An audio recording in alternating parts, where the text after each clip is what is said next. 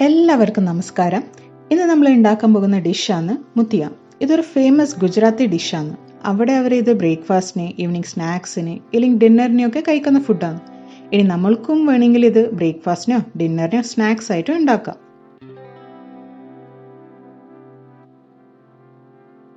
ഡിഷിന് വേണ്ട ഇൻഗ്രീഡിയൻസ് പറയാം. മെയിനായിട്ട് വേണ്ടത് ഗ്രേറ്റ് ചെയ്ത ബോട്ടിൽ ഗോർഡാണ്, ചരങ്ങ എന്ന് പറയും. അത് ഗ്രേറ്റ് ചെയ്യുക, അതായത് പകുതി മുറിച്ചിട്ട് ഉള്ളിലത്തെ സീഡ്സിൽ മാറ്റി അത് ഗ്രേറ്റ് ചെയ്യുക. പിന്നെ വേണ്ടത് 1 കപ്പ് ഗോതമ്പ് പൊടി, പിന്നെ ഒരു 2-3 സ്പൂൺ കടലപ്പൊടി,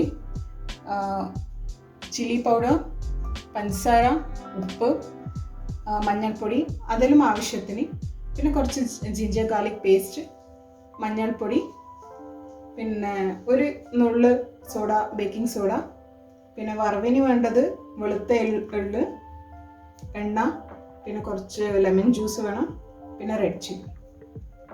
അപ്പോൾ ഇതിൽ വേണ്ട ഇൻഗ്രീഡിയൻസ് ആദ്യം കുറച്ച് ഗ്രേറ്റഡ് ആയിട്ടുള്ള ബോട്ടിൽ ഗോർഡ് ഇടുക. ഇതിപ്പോൾ ഞാൻ എടുത്തിട്ടുള്ളത് ഒരു വലിയ ബോട്ടിൽ ഗോർഡ് മൊത്തം ഗ്രേറ്റ് ചെയ്തിട്ടുണ്ട്.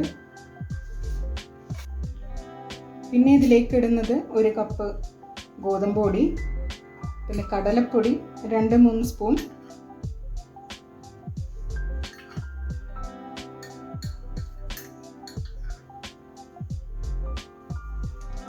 ഒരു 1/2 സ്പൂൺ ഇല്ലെങ്കിൽ ഒരു 1/4 സ്പൂൺ ബേക്കിംഗ് സോഡ,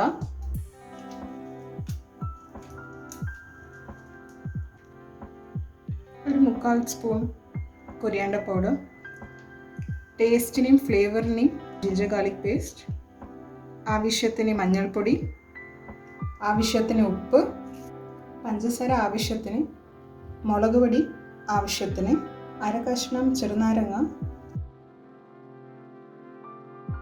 ഈ ചേരുവകളെല്ലാം മിക്സ് ചെയ്തിട്ട് വേവിക്കാനുള്ള പാകത്തിൽ ആവിത്തട്ടിൽ വെക്കാം.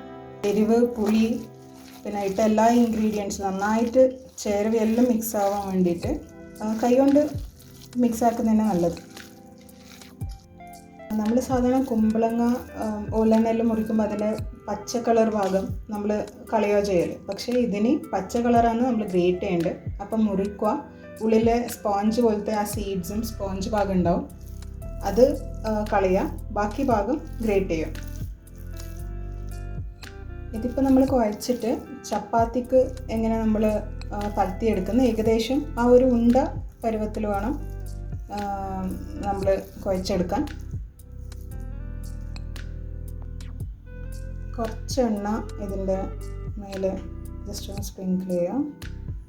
ഇത് കുഴച്ചെടുക്കാൻ പറ്റുന്ന പാകത്തിൽ എടുക്കാൻ വേണ്ടിയിട്ടാണ്, കൈക്കൊന്നും പറ്റാണ്ട് നിൽക്കാം.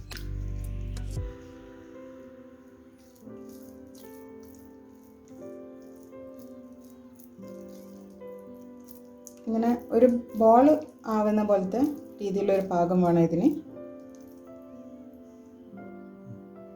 ഇനി നമ്മൾ ചെയ്യാൻ പോകുന്നത് ഈ മുട്ടി എന്ന ഡിഷിന് വേണ്ടി നമ്മൾ കുഴച്ച് വെച്ച മാവ് പരത്തി ഒരു പൈപ്പ് പോലെ ആക്കിയെടുക്കണം. ആദ്യം ഇഡ്ഡലി തട്ടിൻ്റെ മേലെ കുറച്ച് എണ്ണ നന്നായിട്ട് പരത്തി കൊടുക്കുക, എന്നാൽ പിന്നെ അത് അവിടെ ഒട്ടിപ്പിടിക്കില്ല. ഇങ്ങനെ ഉണ്ടാക്കിയിട്ട് ആവി തട്ടിൽ വെക്കാൻ റെഡി ആയിട്ടുണ്ട്. ഇതിപ്പോൾ ഇഡ്ഡലി തട്ടിൽ വെക്കാം.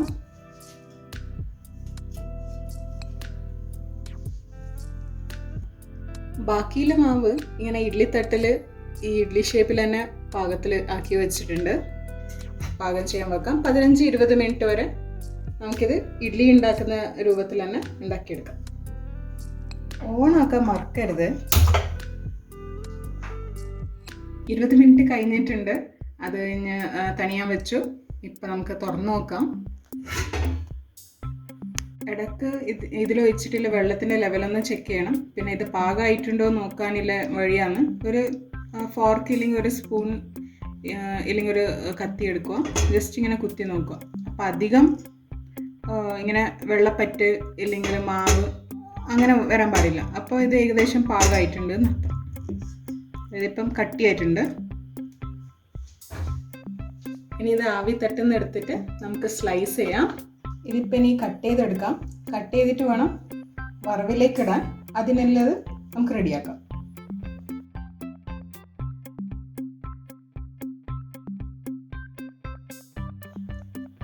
ഇനിയിപ്പോൾ ഇത് വറവിലേക്കിടേണ്ട ഐറ്റംസ് ആണ് എള്ള്, എണ്ണ, പിന്നെ റെഡ് ചില്ലി. ഒരു പാൻ എടുക്കുക, ചൂടാക്കുക, കുറച്ച് എണ്ണ ഒഴിക്കാം,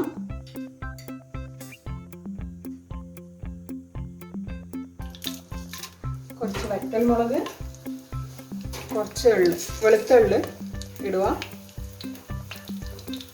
അതിലേക്ക് നമ്മൾ മുറിച്ച് വെച്ചിട്ടിരിക്കുന്ന മുട്ടിയ ഇടാം വഴറ്റാൻ വേണ്ടിയിട്ട്.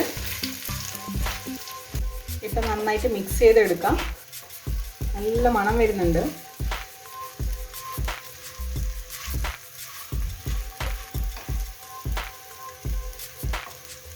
അധിക നേരം ഫ്രൈ ചെയ്യാൻ വെക്കണ്ട, ഒന്ന് ഓയിലി ടച്ച് ഒന്ന് കിട്ടുന്ന പോലെ മതി.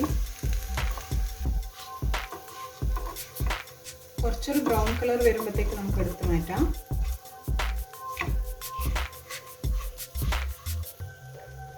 എള്ളും എണ്ണയിലും നല്ല പരട്ടി മിക്സ് ആക്കി എടുക്കാം.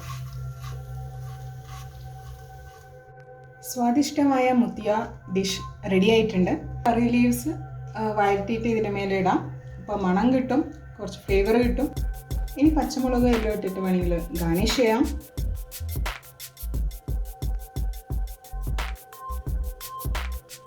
Ready!